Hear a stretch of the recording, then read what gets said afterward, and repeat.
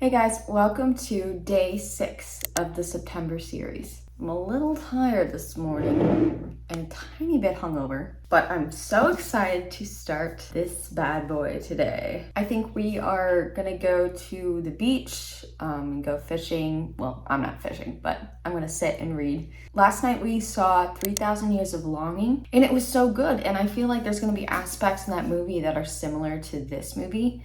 In that movie, this woman finds like a vase, opens it, and a djinn comes out. And he says that he can grant her 3 wishes, but she's a narratologist, someone who documents or listens to or studies stories and storytelling, which is just so cool. And so he tells her some of his stories, and it's very fantastical and mythical. It's very cool. I don't know that I like the turn it took, but whatever. Overall, I thought it was a really good movie. And for some reason, I feel like there's gonna be a similar vibe in here. In case you didn't see my other video, I think I summarized this. This is about Addie LaRue.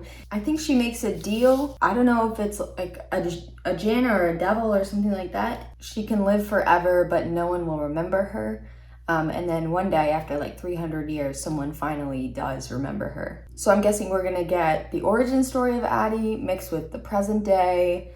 And I feel like the part I'm really looking forward to the most is everything she's gone through and some of the stories in history. Which is weird because I don't usually like historical fiction, but I'm like really looking toward the historical stories in here. But I guess knowing it's fiction, wait, historical fiction is fiction. I'm gonna shut up and start reading this.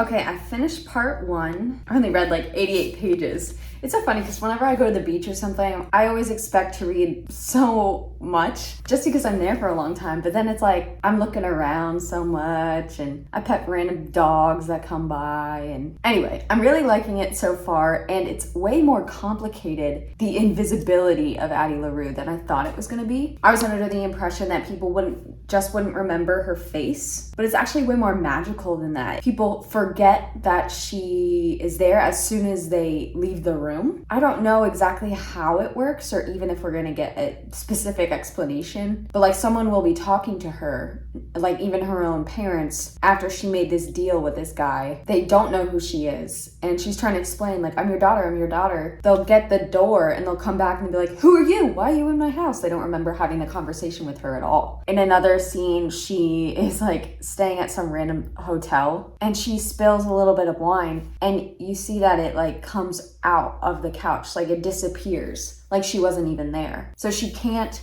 write, she can't draw, she can't break anything. Like it's almost as if time kind of goes back and changes and just takes her out of it completely. So that's pretty cool, and actually way more sad, because I initially thought this would be like the Age of Adeline, which is weird because her name's Adeline too. So I wonder if there's like some older story that these are both sort of inspired by. I'll probably look that up in a little bit, but I always thought that that would be really cool to be able to live forever. And like in the Age of Adeline, she puts money into stock for certain things like Xerox or something. She has different IDs and she pays people. Addie LaRue can't really do that because as soon as she's having a conversation with someone, if they turn their back, they look back at her and they're like, what are you doing here? So Addie LaRue kind of just bounces from place to place. And in that sense, it's way harder to kind of make a comfortable situation. You basically just have to steal and lie, and that is it. It kind of reminds me of Beauty and the Beast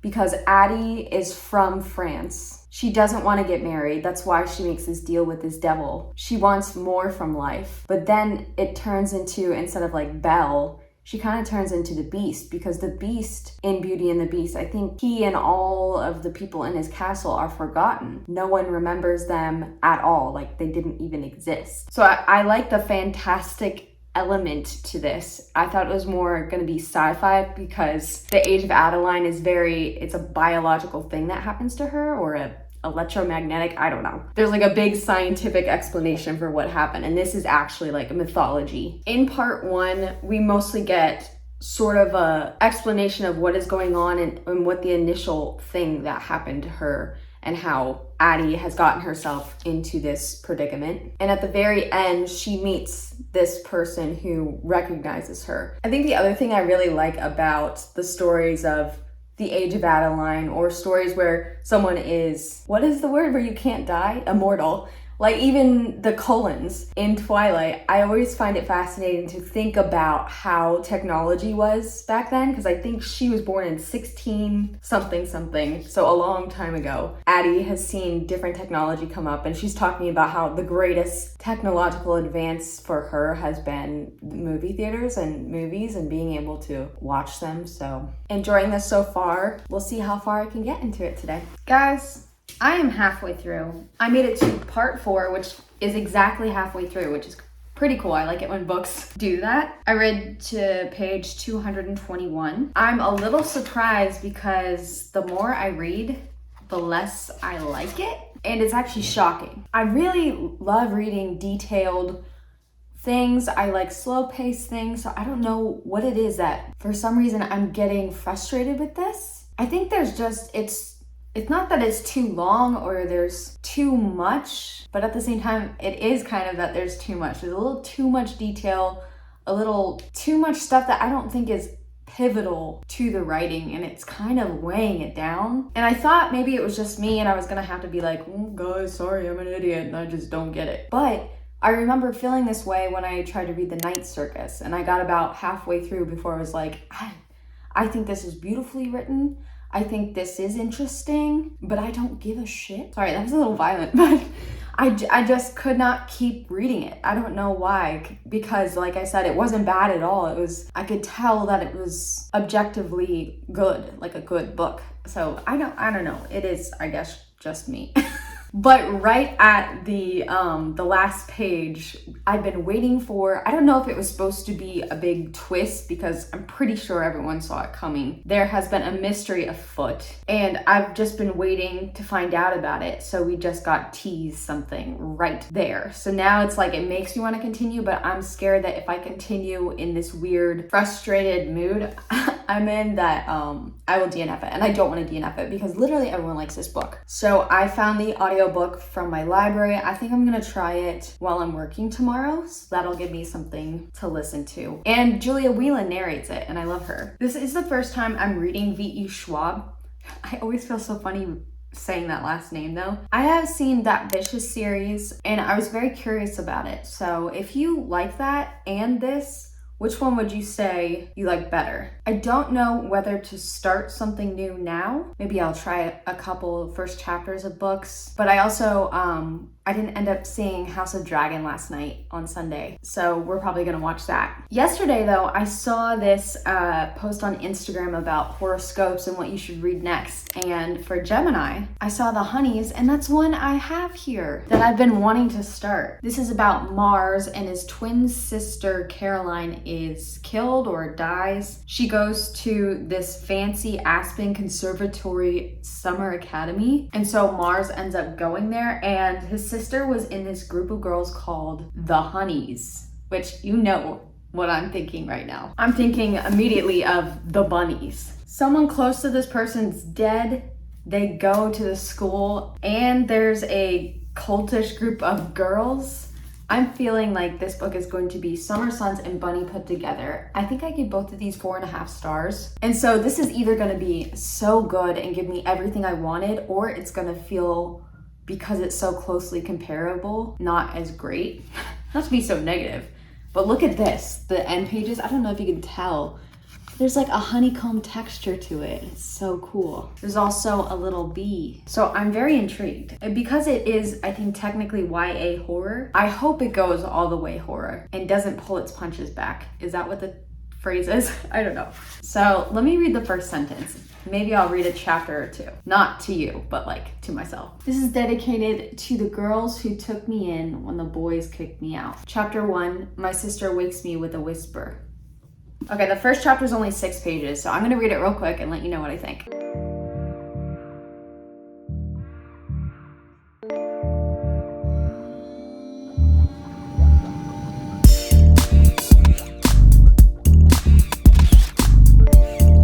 Okay, wow. So that was 6 pages of violence, which means I'm gonna love this.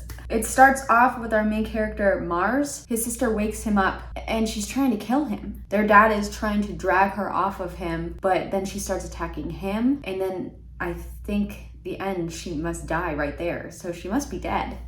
But yeah, it didn't seem to be in her nature to do that. It seemed to be out of the ordinary, which, you know, one would hope. So now I'm very intrigued. Ooh, some cult shit is going on, I think. Or possession. One can only hope. So I think that answers my question of whether this can go dark enough, because it was pretty violent. She was like biting and there was blood. They said the F word. So this could be great.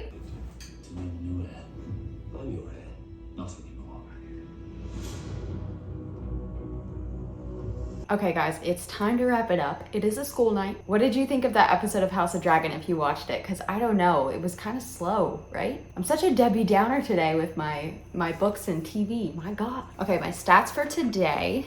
I read 221 pages of The Invisible Life of Addie LaRue and 18 pages of The Honeys.